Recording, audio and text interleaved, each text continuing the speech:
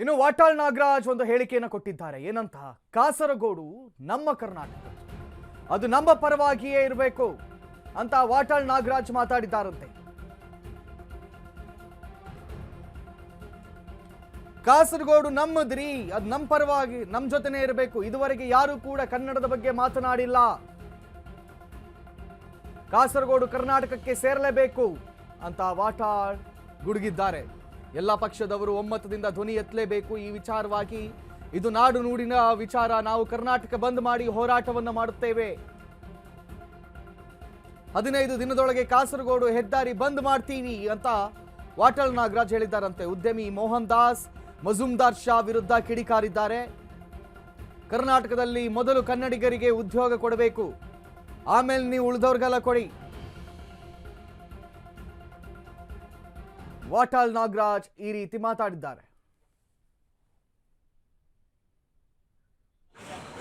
ಕಾಸರಗೋಡವರು ಅಂದ್ರೆ ಕೇರಳದವರು, ಪಣಿಕರ್ಗೋಸ್ಕರ ಕಾಸರಗೋಡು ಕೇರಳದಲ್ಲಿ ಉಳಿತು.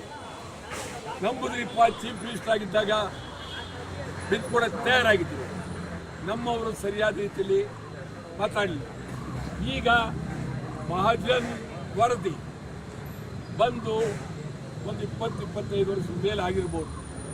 ಮಹಾಜನ್ ವರದಿಯಲ್ಲಿ ಕಾಸರಗೋಡು ಕರ್ನಾಟಕದ್ದು, ಕಾಸರಗೋಡು ಕರ್ನಾಟಕದ್ದು ಅಂತ ಸ್ಪಷ್ಟವಾಗಿ ಹೇಳಿದ್ದಾರೆ. ಸೊಲ್ಲಾಪುರ ಕರ್ನಾಟಕದ್ದು, ಅಕ್ಕಲಕೋಟೆ ಕರ್ನಾಟಕದ್ದು ಸ್ಪಷ್ಟವಾಗಿ ಹೇಳಿದ್ದಾರೆ.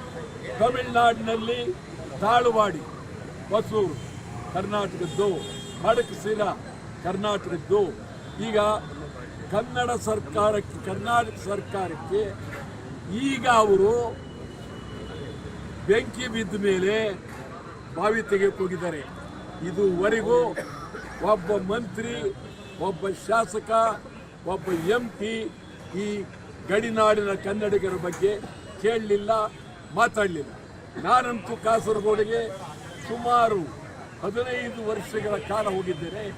ಕೈಯಾರ ಕಿಣ್ಣಣ್ಣ ರೈ ಅದ್ಭುತವಾದಂಥ ಮಹಾಕವಿ, ಕನ್ನಡದ ಕವಿ.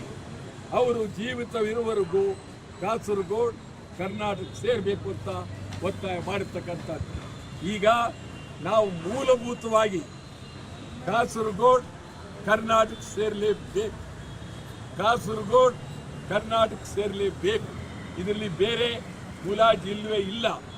ಪಣಿಕ್ಕರ್ ಕಾಸರಗೋಡವರು